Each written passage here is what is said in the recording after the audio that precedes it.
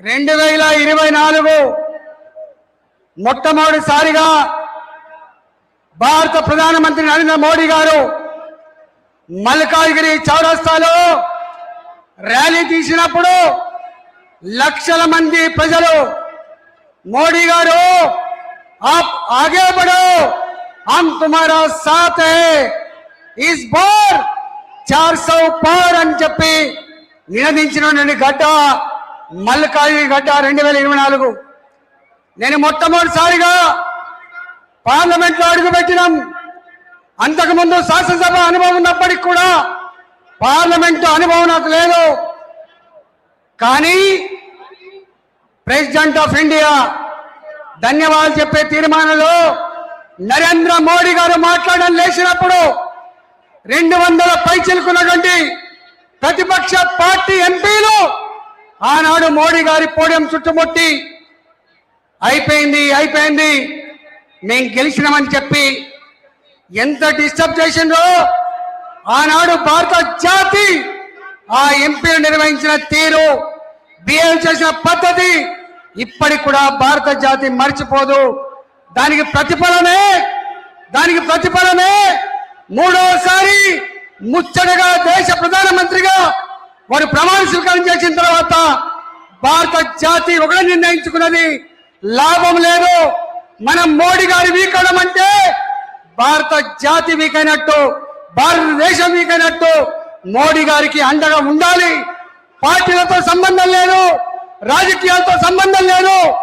భారతదేశం అఖండ భారత్గా ఉండాలంటే, ప్రపంచ చిత్రపటం మీద భారతదేశం వెలగాలంటే మోడీ గారు స్ట్రాంగ్ కావాలని చెప్పి ఆనాడే భారత జాతి నిర్ణయించుకుంటుంది. అందుకే ఎక్కడ ఎన్నికలు జరిగినా, మూడోసారి ప్రధానమంత్రి అయిన తర్వాత ఎక్కడ ఎన్నికలు జరిగినా కూడా అది హర్యానా కావచ్చు, అది మహారాష్ట్ర కావచ్చు, అది ఒరిస్సా కావచ్చు, నిన్న మొన్న బెంగాల్ కావచ్చు, ఎగిరిన జెండా కాషాయ జెండా గెలిచింది. మన ఆత్మగౌరవం గెలిచింది. ఇవాళ రేవంత్ రెడ్డి సర్కార్ అందరూ మర్చిపోయినారు. ఇక రేవంత్ రెడ్డి సర్కార్ని హామీల గురించి గుర్చేయద్దు, ఏ సమస్య గురించి అడిగే పరిస్థితి లేదు. ఉన్న సమస్యలు కూడా పరిష్కరించే దమ్ము రేవంత్ రెడ్డి సర్కార్కు లేదు. రేవంత్ రెడ్డి సర్కార్కి ఒకటే యావ, ఒకటే ధ్యాస. హైదరాబాద్ లో ఉన్న లక్షల కోట్ల విలువ చేసే భూములని అడ్డగోలుగా అమ్ముకొని, అడ్డగోలుగా ల్యాండ్ మాఫియా ఆక్రమించుకొని వేల కోట్ల రూపాయలు కాంగ్రెస్ పార్టీ ఢిల్లీ హైకమాండ్ కు పంపించే ప్రయత్నం చేస్తా ఉన్నారు. ఇవాళ ఒక బంగారు బాతుకుడులాగా కాంగ్రెస్ పార్టీకి తెలంగాణ ఇవాళ మిగిలినట్టుగా కనబడతా ఉంది. ఆనాడు కేసీఆర్ కుటుంబ పాలనతో ఎట్లా దోసుకున్నాడో ఆనాడు ఆయన దోసుకుంటే ఇవాళ 2.5 సంవత్సరాల కాలంలో అంతకంటే ఎక్కువ దోపిడీ జరిగినట్టుగా ప్రజలు భావిస్తా ఉన్నారు. గ్రామాలకు పోతే మొక్కజొన్న రైతులు కన్నీళ్లు పెడుతున్నారు. వడ్ల కొండలేని చెప్పి వడ్ల రైతులు కన్నీళ్లు పెడతా ఉన్నారు. పూర్తి స్థాయిలో రుణమాఫీ కాలేదు. ఇవాటి కూడా రైతు బంధు సంపూర్ణంగా లేదు.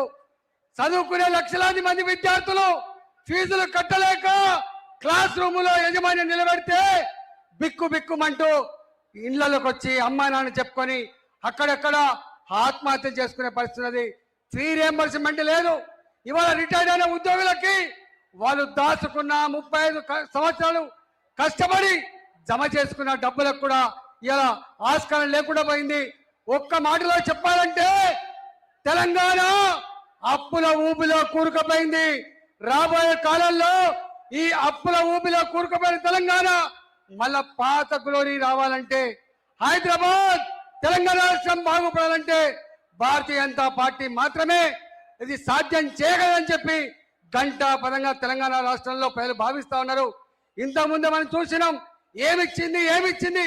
ఆనాడు కూడా మోడీ గారిని హైదరాబాద్కి వచ్చినప్పుడు ఇదే ఆనాడు ఉన్నటువంటి కేసీఆర్ ఆనాడి ప్రభుత్వం ఏం ముఖం పెట్టుకొని వస్తున్నాం అని చెప్పిండ్రు. ఏం ముఖం పెట్టుకొని వస్తున్నాం అని చెప్పిన ఆనాటి కేసీఆర్ ప్రభుత్వాన్ని బొందబెట్టిండ్రు తెలంగాణ ప్రజలు. మళ్ళీ ఇవాళ కూడా అబద్ధాలు ఆడుతున్నారు. ఒకవైపు ఏమో ఇవాళ 9,400 కోట్ల రూపాయలతో అభివృద్ధి పథకాలని జాతికి అంకితం చేస్తే ఇవాళ యాడ్ ఇచ్చుకుంటా ఉన్నారు. మళ్ళీ మోడీ గారు వెళ్ళిపోయిన తర్వాత మళ్ళీ ఒకటే పాట, 8 మంది ఎంపీలను గెలిపిస్తే ఏమరుగా పెట్టిందని చెప్పి మాట్లాడుతున్నారు. 8 మంది ఎంపీలను గెలిపిస్తే ఇవాళ తెలంగాణలో ఎన్ని వేల కిలోమీటర్ల నేషనల్ హైవేస్ అవుతున్నాయి. కాజీపేట కోచ్ ఫ్యాక్టరీ ఎవరి కోసం అని చెప్పి మాట్లాడుతున్నావు. ఇవాళ గిరిజన విశ్వవిద్యాలయం కావచ్చు, ఇవాళ రైల్వే లైన్లు కావచ్చు, రైల్వే స్టేషన్ నిర్మాణం కావచ్చు. ఒక్క మాటలో చెప్పాలంటే కేంద్ర ప్రభుత్వం కనుక నిధులు ఇవ్వకపోతే గ్రామ పంచాయతీ సిబ్బందికి జీతాలు ఇచ్చే పరిస్థితి లేదు, మున్సిపాలిటీలో పనిచేసే కార్మికులకి జీతాలు ఇచ్చే పరిస్థితి లేదు. ఇవాళ ఒకటి ఇవాళ ఉత్త చిప్ప చేతికిచ్చిండ్రు.